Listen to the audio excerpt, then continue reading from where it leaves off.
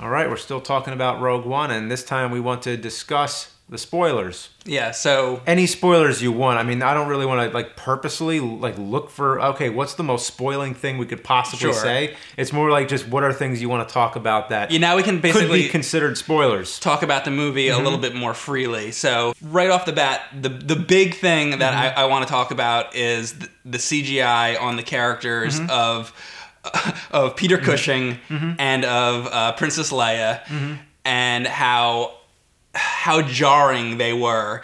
I think they did a very, very good job with the CG. It's probably the best facial, like, animation CG I've ever seen. I was going to ask you, like, in comparison to what? But it didn't look real. Well, CG is never going to look real. Right. I don't think. It's kind of like, okay, you got PlayStation 1 graphics. Yeah. Then you got PlayStation 2 graphics, and it just keeps getting better, but it's never going to look like real life. These are probably like PlayStation 6 graphics, and they look fucking, I know, like, and that's not out, but like they look really, it looks really, really, really good. Yeah. But, but it doesn't look real. If you put it this way, let's say you started with Rogue One, for whatever reason, this was your first Star Wars movie.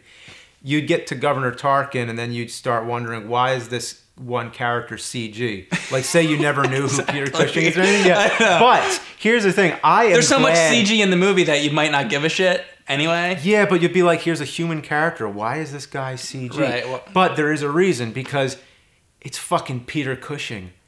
That blew my mind, actually, because I didn't know that they were going to go that far and, like, try to actually bring... So I actually really loved that they did that. That even though we could, you could tell it's CG, we know they didn't really bring Peter Cushing back from the dead. But just seeing him in a movie, I was like, holy fucking shit, I'm watching Peter Cushing in a movie. And because they start with the back of the head, and he has a reflection on the glass, and I'm like, okay, they're not going to do it. He's not going to turn around. And then he does. He turns around, and it blew my mind. What I have to say, though, is you and I are both fans of the Hammer, Hammer horror films, horror films, and I'm a huge fan of, like, him in the Sherlock Holmes movies and everything. Peter Cushing's one of my favorite actors of all time. Yeah, and to take a great actor like Peter Cushing and CG him and take away his performance of an actor, because this is the most robotic performance of anything I've ever seen. He just delivers lines, and then they cut away because it's all CG.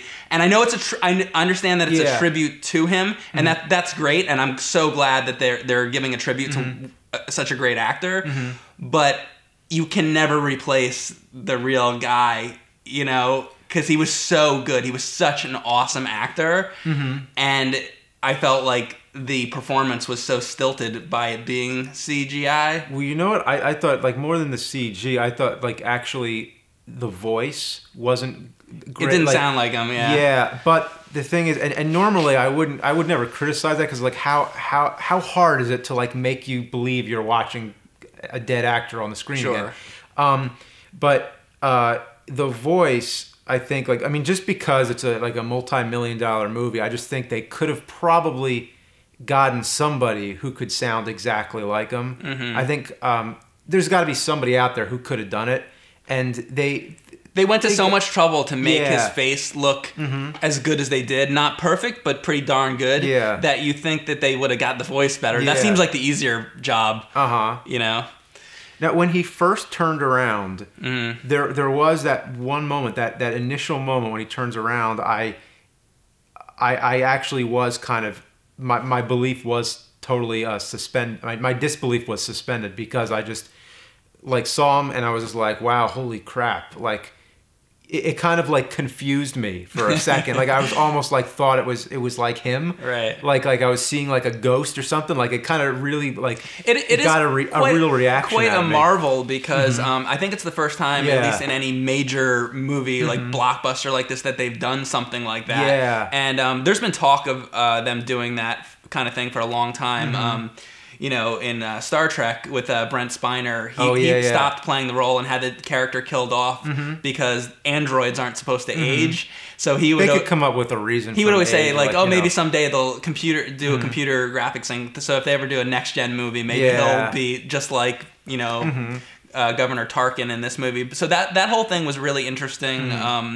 but I think it was a little jarring with a stilted performance. But it was cool to see nonetheless, and it was a cool tribute to. Yeah, I'm glad they did it, but I am wasn't too, perfect. actually. Yeah, but it wasn't perfect. Yeah, no, it wasn't. It's more perfect than anything I've seen so far. Like there was a lot of Terminator Salvation. They had the young Arnold in it, and that was like the first time I've seen something like that done. And then Tron Legacy, they had Jeff Bridges with the old Jeff Bridges acting with the young Jeff Bridges.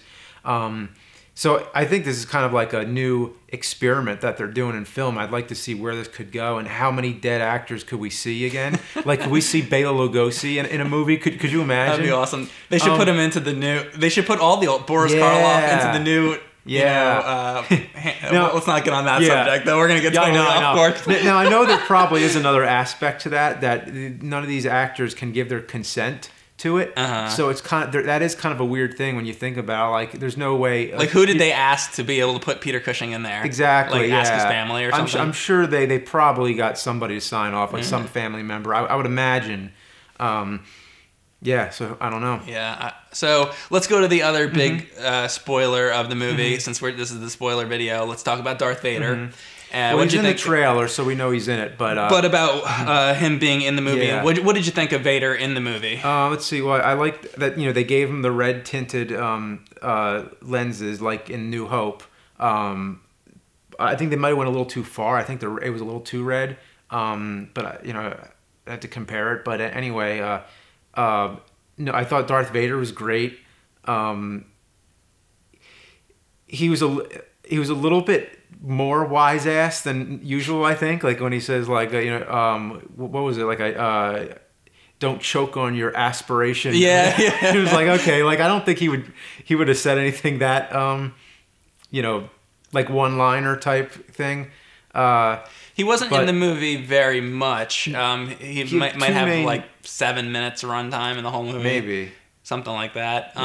And the big scene and the part that everybody coming out of this movie is talking about is his big scene at the end where he people are saying it's like he goes full on horror, like Jason Voorhees type of thing. That was awesome. It was cool to see. I think that they could have easily went further with it, and I feel like the reason that they probably didn't do more with it is probably because at some point later they could do an entire Darth Vader movie, which I'm sure is in the woodworks. So it would be like Darth Vader. Who knows what the plot would be, but or like when it would be. Like because if you think about it, they just have to have the costume and the mask. They could have Darth Vader movies forever because you don't have to rely on. I mean, as long as they have James Earl Jones, but I'm sure that even after. If they're going to replace Peter Cushing, they'll probably have no qualms replacing James Earl Jones. Yeah, they just have to get a different, a James Earl Jones type voice for it. The ending with Vader was amazing. That was like one of the moments that really got me excited. And then when they went into that one hall, and then you realize where they are, and it's the beginning of New Hope. Yeah, that was cool. That whole scene I did like a lot. The third act of the movie, when it starts to pick up pace a little bit more, was the entertaining part of the movie. To me, I really liked when all the rebel ships came in. It reminded me of a scene right out of Return of the Jedi or something. And so I really enjoyed that section of the movie. Oh, that reminded me of. I really loved how they show what it looks like when a ship's in fast speed and then they stop. Like, I don't think we've ever really seen that, have we? I think they did that in Force Awakens a little bit. Oh, okay. I think. Yeah, I know what you're talking about. Yeah. Well, we saw it a lot in this one. Is that just all the ships are just appearing? I thought that was cool to see. Oh, yeah, no, they've definitely done that before. Yeah. Oh, and at one point they actually like smashed into a Star Destroyer that was like coming out of light speed. Cool, yeah. And I was like, wow, I've always wondered if that could happen when all these ships are like going at fast speeds. So another thing I want to talk about is some of the other cameo moments in the movie, such as when they are going through the town and they see the dude from the cantina, and, and he's got like the pig face and all that. That's right, yeah. There's moments like that where they're throwing in more minor characters that a lot unless you're a hardcore fan, you probably won't recognize that character unless you've watched the original movies like a bunch. So I'd be curious actually to go through this movie and see how many Easter eggs there are. I'm sure there's a ton of characters in the background, and I thought I saw the what is the name of the monster on Hoth that captures Luke? The Wampa? The Wampa. Yeah. I think I saw some Wampas in there. Oh, really? I'm pretty sure, at least. There's all kinds of cool stuff. I thought that the blind character, what did you think of him? He was the one character, other than, I guess, Vader, that had the Force. He was... Yeah. I mean, like, again, like, there were none of the characters really, like, connected with me that much. It wasn't really just, like, they weren't memorable. Like, I didn't come out of the movie being like, oh, yeah, that character was great, and that character, like, it was kind of, like, where Force Awakens, I liked Rey and Finn and Poe and everybody, and this one, it was... And that's so funny that you say that. You're like, Rey and Finn and Poe. Yeah. You actually remember their names a year later. Yeah. We just saw this movie. I don't remember. I have seen it a few times though too. Okay. But even if I've seen it once, I'm pretty sure I'd remember most of their names. I don't remember anybody's name in this movie unless they were in a previous Star Wars movie. Oh, do you remember Darth Vader's name? I said unless they were in a previous Star Wars movie. Exactly. Yeah. Yeah. So a lot of the characters didn't click with me very much. But. So what other big moments were in this movie that we can talk about? This is where we cut until we think of something. It was just, the thing is, it was just a movie. Like, it wasn't like the big event Star Wars movie. It was just kind of like these short snippets of, wow, look, it's Darth Vader again, and Governor Tarkin. And then Princess Leia, not to mention, I mean, I thought they did a really good job on her. I mean, she was in it so brief that they probably just one really shot, yeah. So I think that was great. But anyway, it was like all these short snippets of like, wow, look at this, and then just this average like blockbusters. How quickly movie, is that going to wear off? By the way, which is a little bit frightening to me. Like, to see Star Wars burn out. Yeah, like I just saw this movie and it wasn't like super like thrilling to me. So now we're gonna get episode 9. We're gonna get a Han Solo movie. By the time we get to episode, 12 or whatever the fuck, like I'm already like burnt out on it. Like you said, what Max Rebo? They're gonna have the fucking Max Rebo movie. It's like, who gives a shit? Yeah, I mean, I think that's a joke. I mean, some people mention that. Hey, but I think you never know. It very well could happen. Yeah. How about a Jar Jar Binks movie? And just get to the Yoda movie. That's all. They should just they need to. That would be cool to have a Yoda movie. Yeah. Well, you mean like even like a serious Yoda movie, like have one that's like all about Yoda. Yeah. Yeah, that would be cool. Not my idea where it's just him on Dagobah. Yeah, no, but like a serious toned movie like that. Yeah. Like what? How did Yoda become a Jedi? That kind of. That kind of deal, what might be interesting to see. But doesn't that also sort of take the mystery away from characters sometimes when you explain everything? I remember the first time seeing New Hope or seeing Star Wars when I was a kid and being like, wow, it was just like a spectacle, all this stuff coming at you. And now we're at the point where it's like, oh yeah, this is how they got the plans and that's what happened there. And oh yeah, that connects the dots on that part. Like, kind of like, that's why I think the new episodes are a little bit more exciting to me because at least new things are happening. So like episode 8, at least they're not going to just be trying to connect dots. That's kind of wearing out on me. Okay.